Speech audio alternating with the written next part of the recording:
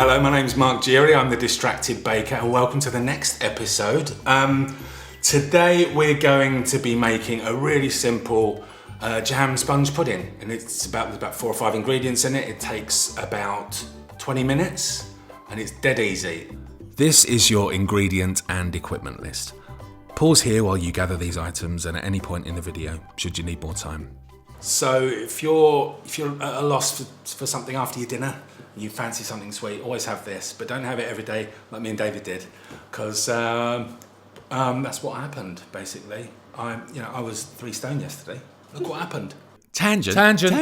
But yeah, it's dead easy. Particularly if you've got a neurodiversity and your concentration span is quite short, and you don't have a lot of time to focus. It's really one of the best things you can make.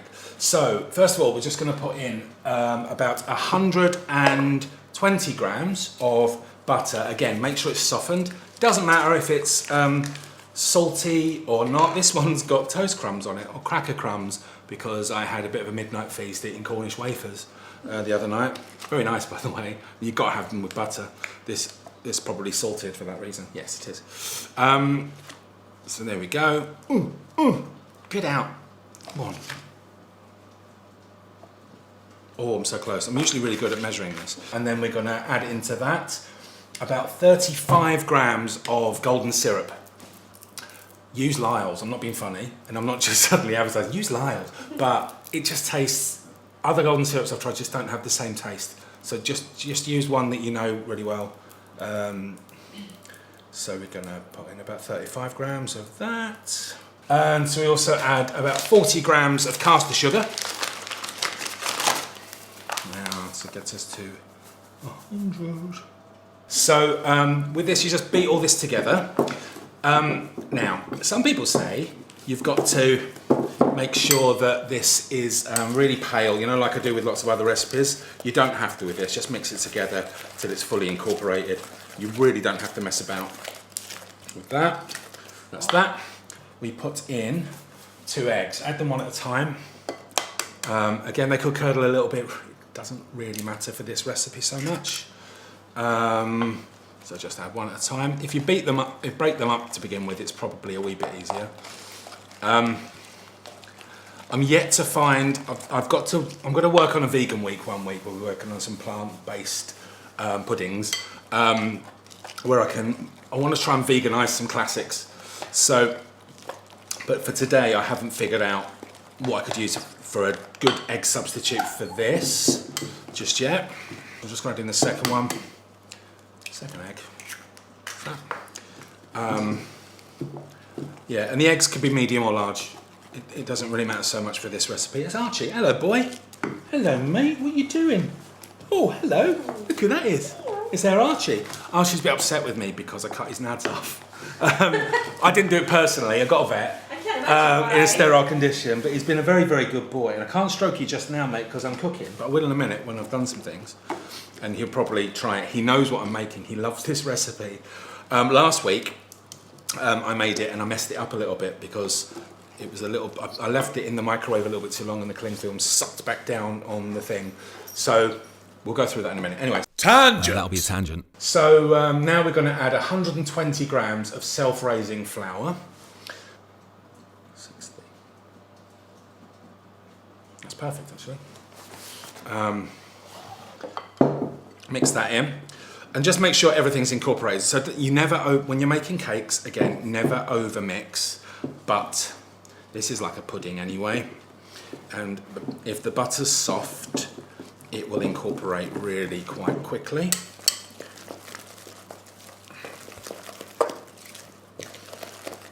As you can see there, that is bang on. Now, this is a little thick, so I'm now going to add just a splash of milk. Right, you don't have to use dairy milk for any of these recipes. And I know it's only a small thing and it's a small part, but the amount of dairy we use is way too much. So you can use a decent oat milk. I use the Oatly oat milk, and I use the barista one because it's got a bit slightly higher fat content than some of the others. You can use almond milk as well. You can use any kind of soy milk if you have to, but that's horrible. So just add a splash of that. And yeah, it doesn't make any difference to the flavour. The only one that does is coconut milk, and I've sometimes used coconut, or coconut, you know, the coconut drink. I've sometimes used that, and that's actually really nice. It's a really nice flavour in this. So you could use coconut milk as well. And what you get about this, you get a kind of combination of two puddings. You get like, you can taste the golden syrup, and you can taste the jam. So that's, again, it's a kind of drop consistency. Plop. That's perfect. That's exactly what we want to see. Right? So that's that. Now I'm going to get a second bowl. You can butter this. I've got a little knob of butter. I'm just going to use my fingers to make sure that that's greased all the way to the top. And again, this is probably about a 600ml bowl, but I think a 1.2 litre actually will be fine, or something in between. So you get about, it's a weird yield, but this serves about 4 people, or me and Dave. And then, right, some jam. This is jam I made. This is a raspberry and lime jam. Put lime in jam, it's amazing. It gives it a little extra zing. I made this and I didn't win an award for it. I entered it in the competition, and somebody else won with their gooseberry jam, I think, which was delicious, but you know, wasn't as nice. So, not being shady. Tangent. But I think she grew the gooseberries as well, so it was a whole kind of thing. Yeah. So it was, yeah, it kind of, she deserved it anyway. So 2 big dessert spoons of that. Don't overdo it too much because it can bubble up and go everywhere. And then on top of that, you put your batter. And guess what I'm gonna need? Spatula! Spatula! Da, da, da. I've got one, I've got lots. David bought me 2 more because he knows how much I love a spatch. Spatula. Who doesn't love a spatch? You want a spatch? I don't know what that was. I don't know why I did that. I'm sorry. Tangent. That'll be a tangent. So yeah, gonna put this in. This is the problem. It starts getting mucky. Oh, I'm getting mucky again. And so yeah, spatula. Look at what it does. It cleans your bowl, so you don't have any waste, and you don't have your kids whinging. "Oh, can I lick the bowl?" No, you can't, because there isn't any left. So go away, go and do your homework, or I'll make you state in hands again. So that's what that means. It's very, very weird. Tangent. All right, good. Put that on there.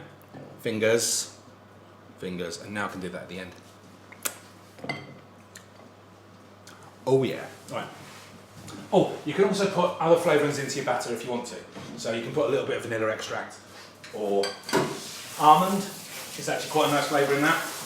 It can be very overpowering, so don't use too much. Hello, boy. Hello. Yeah, you have some saying he loves this. Seriously, he loves this recipe. Tangent. Yep, and again. So, that's your batter. Here's my cling film again. And with this, I'm just going to cover this.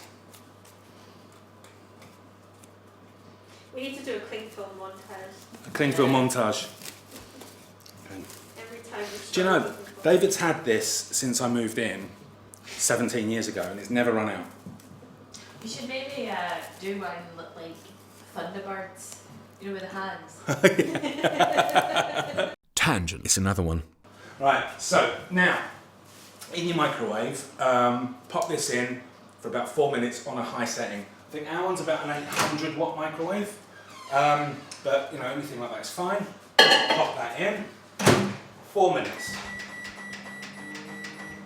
Done, right? So keep an eye on it. It might need another 20 seconds, and I'll show you how you can tell when it's done.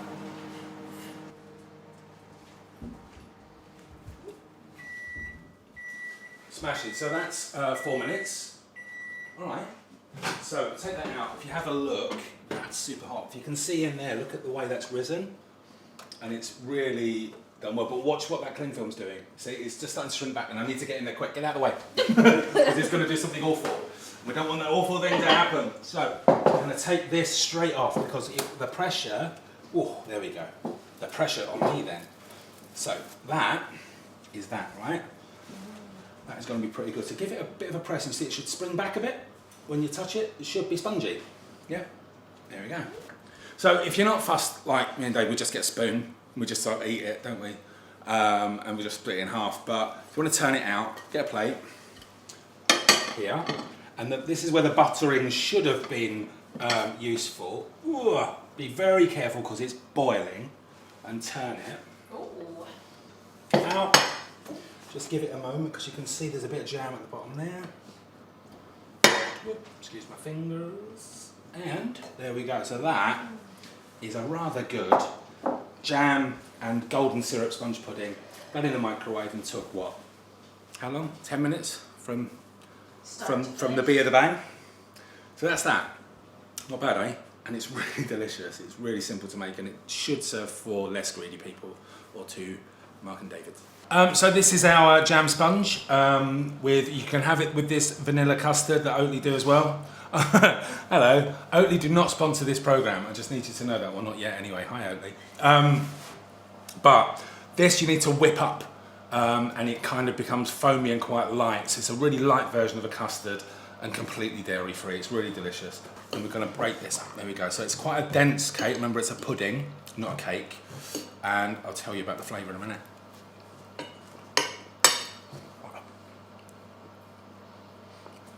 Yeah, it's dead nice. Have a go on that.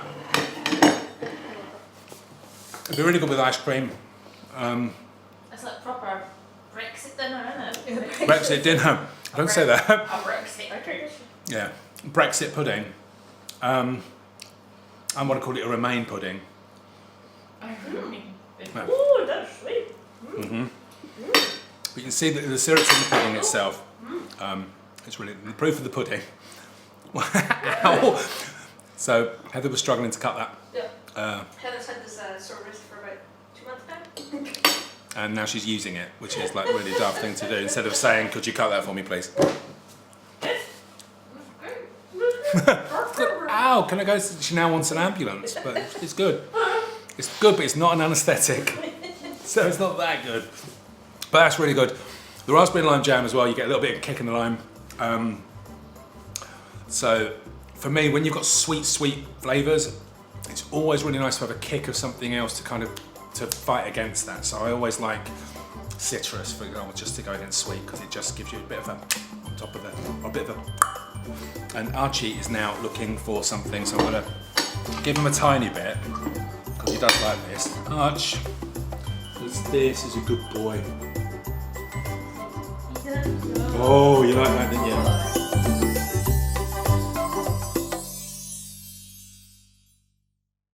Don't forget to subscribe on the link below, The Distracted Baker, and follow us on Instagram at Distracted Baker for more recipes.